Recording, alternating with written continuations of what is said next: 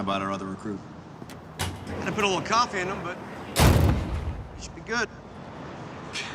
Captain America. Mr. Lang? I'm shaking your hand too long. Wow, this is awesome. Captain America. I know you too. You're great.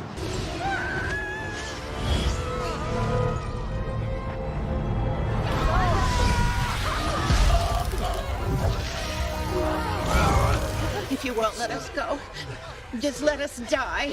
I know you too. You're great. For as widely celebrated the Marvel Cinematic Universe is for its interconnected stories and recurring characters, it certainly wasn't the first superhero franchise to depict a wide, interconnected universe on screen. Flashback to 2008, year of historic events such as the Beijing Olympics and the US electing its first black president, as well as societal struggles like the economic downturn and rise of Twilight. But that year, Kid Me turned up to the movie theater to watch a little-known film. I'm sure you've never heard of it. It's called, Iron Man. I get knocked down, but I get up again.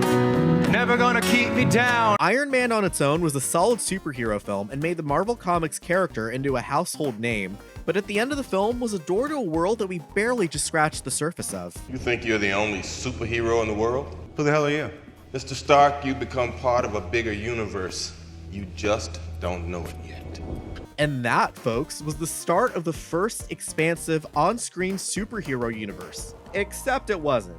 By this point, Marvel got beat to the punch, not by a rival comic book publisher looking to get a slice of Hollywood, but Power Rangers. And while we could look into comparing just the Marvel Cinematic Universe with the Power Rangers universe, instead we can use them to help see how these two paved the way for long-form storytelling and reshaped our perspectives of continuity. Not just for superhero media, but the onslaught of shared universes that have been popping up. First, we need to ask a question. How long? A point of hesitance for people looking to start watching any series. A defining feature of the cinematic universe is the sheer amount of content, but it can also be the shackles that hold it back for some people. On my way down to coordinate search and rescue. Shut up. While Iron Man's release in 2008 set the stage for the MCU, another franchise just celebrated their 15-year anniversary. The previous year, 2007, Power Rangers aired its 15th consecutive season titled Power Rangers Operation Overdrive. While not a fan favorite season, it's notable for its two-part anniversary special, Once a Ranger. By this point, the show had been running for 15 years straight. It wasn't until a few years later, in 2010, that Power Rangers would take a brief pause to re-air the original Mighty Morphin season, albeit a re-version of it with bad comic book effects added. But for what it was able to achieve over a decade and a half of continuous production, it proved that a long-running franchise could work. Even Marvel Studios doesn't have that distinction, taking a break in just its second year. Even another break during COVID-19, depending on whether you count Marvel TV as part of the MCU, but that's for a different video down the line. Subscribe if you want to see that. Power Rangers actually takes many on-screen firsts before Marvel, such as the first on-screen all-star crossover of favorite characters from separate titles, the first gay and autistic superheroes, and the first all-encompassing epic team-up crossover. That's what a decade-long head start can afford you. But the purpose of this video isn't to boldly exclaim that Power Rangers did it first. I mean, this video would be much shorter. Let's take a look at the groundwork laid by these two entertainment juggernauts that allowed them to last. What sets the Marvel Cinematic Universe so far apart from Power Rangers? That's easy. The MCU is actually good. Well, let me rephrase that. The concept of the Marvel Cinematic Universe brought with it one defining feature that Power Rangers lacked when it started: a plan. Though both have cemented their own status as pop culture icons, only one proves itself to be in it for the long game. That's all thanks to Kevin Feige, the head of Marvel Studios, who has become so well known for his work in the MCU, there's a character based on him in She-Hulk. But in this comparison, it's less about the man behind the plan than having a plan at all. Power Rangers just didn't have one to begin with. The show was written as it went, and for the first few years wasn't serialized. As they approached the 6th and at that point, the possible final season, the writers went all out in concluding the story thus far by wrapping up loose ends, bringing back older characters and setting the show up in a way that elevated the status quo. And while the show would continue as mostly self-contained entries with loose threads tying them together, the idea of a shared continuity was inconsistent between writers. These are your Power Ranger wind morphers. You're right. Yes! See, I knew it, dude. I was right. Power Rangers are real. One of Power Rangers' former executive producers, Jonathan Zakor, allegedly deemed a whole 7 seasons of the show's history, specifically ones produced by Disney, as non-canon, until he was forced to make them canon for the big 20th anniversary season. Oops. Not that it's been smooth sailing either on the Marvel side. For the most part, it's gone without a hitch, but the MCU has had to deal with its own singular villain in the shadows. And quite literally, as this individual is known for not having many photographs of himself out there. Ike Perlmutter, a man whose only picture on the internet for the longest time was from 1985. In recent years, some new photos have come out, and oh my god. Look at him, he literally looks like a supervillain in this photo with then President Donald Trump. Guess there's no need to cast Dr. Doom when we've got a perfectly okay, mysterious, and intimidating figure right here.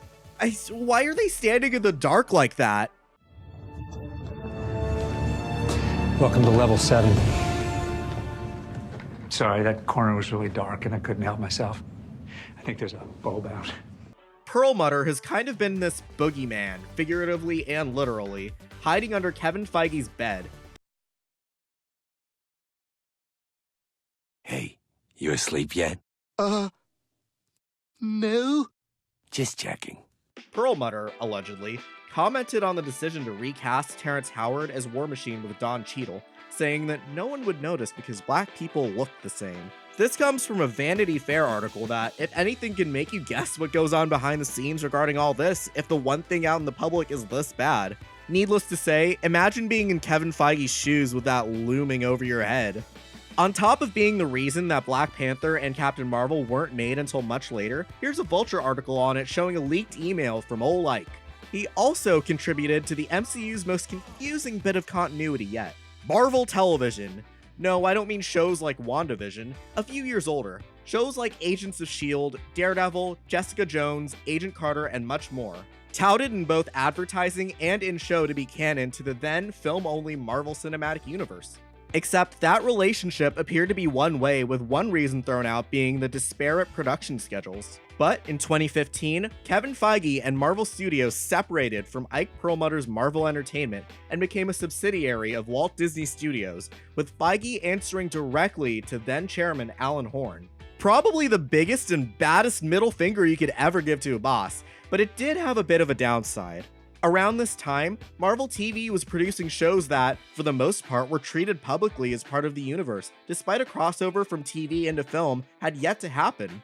The other way around, film to TV happened, but a lack of reciprocity would breed a lot of questions to its canonicity, and the Marvel Studios split didn't help things. Not only were the shows canonically skirted around, but Marvel Television was still under the Marvel Entertainment brand, separate from Marvel Studios. There was still a working relationship between Marvel Television and Marvel Studios, and they would consult each other on elements used in the films. And it's not like the shows were bad, except this, and season 1 of that. But they were put into a kind of canon purgatory. In 2019, Marvel Television would be dissolved into Marvel Studios, turning control over to Kevin Feige, and in recent years, Marvel TV characters like Daredevil would make appearances in Marvel Studios content.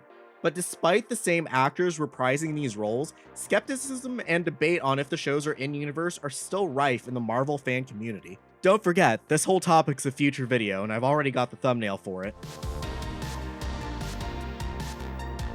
Switching gears, as other franchises are getting in on the shared universe game, Power Rangers and Marvel shows us why we enjoy the large worlds that they've introduced us to, and why we can be so wary about others. Marvel has a history with continuity through the comics, and has a rich history to pull from, for better or for worse. They can take the strongest parts from the stories they've done, and adapt them while trimming what didn't. That's a luxury many of these other universes don't have. In contrast, Power Rangers fell into the game by chance, and has been expanding that by showing diversity in its stories and characters. And I don't mean physical diversity, like with people, but a storytelling and thematic diversity. It's this diversity and strong story that make up the bones of this universe. A good example that both have done is being able to explore a story on Earth and knowing that across the universe, there's a parallel story happening on a distant planet out in space that's completely different from our slice of life expectations. By the way, I covered one of these alien planets in my last video. Please watch it. It's a Wild West themed planet on Power Rangers. Who'd want to miss that?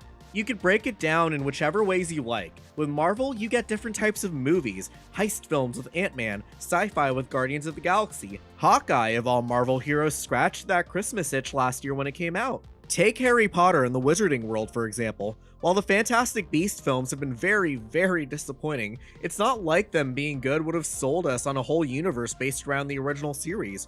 Rather than telling a story that acts parallel to the events of the main films, it feels as if they're telling a story with elements inspired by it, like bad fanfiction.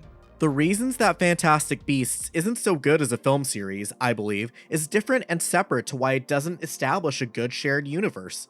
As a film series, it suffers from bad writing, boring characters, and poor logic. As for making us believe in the wide wizarding world, it has no desire to do something completely detached. It keeps coming back to elements from the original Harry Potter films more and more with each entry, and it really shows a lack of trust in the audience that we can't believe it takes place in the same realm without it being spoon-fed to us.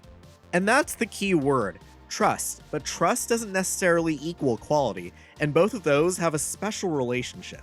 Marvel and Power Rangers built up their trust as they went.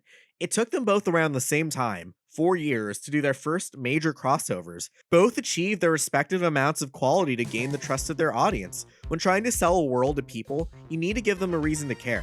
This is something easier said than done, but for some productions, just not thought out at all. This is what happened with Universal's Dark Universe, which is the biggest laughingstock in the wide world of cinematic universes. Its first film was 2017's The Mummy. By itself, the film was very bad. How it wasn't bad isn't important, just that it was bad. Your initial films are tentpoles, and they couldn't even get one to properly hold it up. You build trust with quality, and the movie couldn't even deliver. Hell, it couldn't deliver a proper trailer for itself.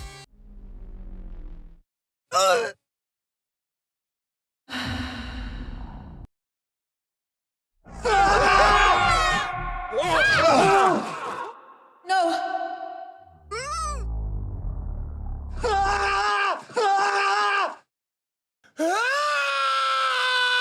Yeah, they uploaded a trailer with no sound or music other than Tom Cruise screaming and the cinematic bwah sounds you hear in every trailer nowadays.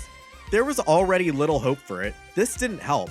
The Mummy couldn't even get itself out of the gate running. It was so disastrous that Universal canceled plans for the Dark Universe. But let's take a look at another franchise more familiar to superhero fans, DC.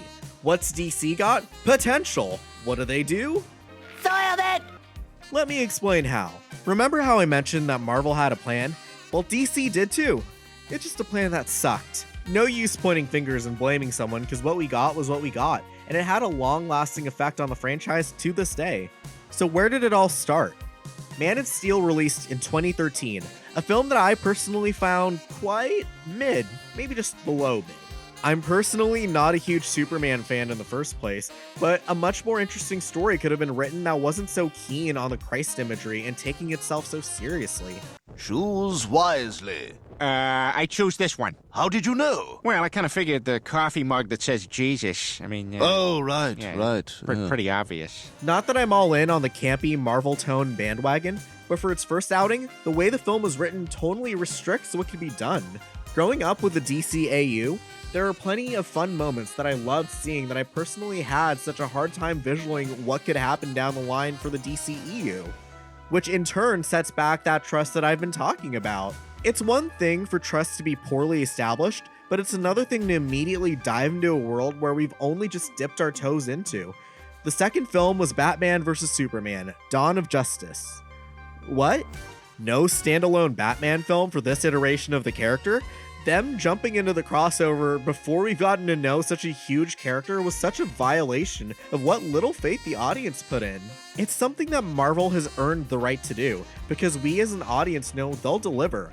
Batman just appearing isn't a revelation that in this universe, a living, breathing Gotham exists that we haven't seen. It's not something that makes you excited that it's there, it's something that makes you disappointed that you don't get to see it. On top of this, it's only the second film we see Superman in, and he has to share the spotlight. Dude isn't even first in the film's title. It's not that him and Batman are equally reducing their own time, he's being wedged into Superman's ass. And then add the gratuitous appearances of Wonder Woman, Flash, Aquaman, and Cyborg, and it's just exhausting. The simplest way to put this problem is that they are overindulging on the crossover aspect just 2 films in, way before they're ready to. There's no breathing room. By the time you get to Justice League, what's the point? Half the hype of all these characters meeting is gone, and that's true no matter what version of it you watch. Now, DC's a mess. In my opinion, the standalone films like Joker and The Batman with Robert Pattinson really put the whole DC Universe attempt to shame. A sentiment that, up until recently, was shared by Warner Brothers. At first, the canonicity of some DCEU films were questioned. Then actors were leaving. Then some of the entries to the DCEU were just mid, and bad.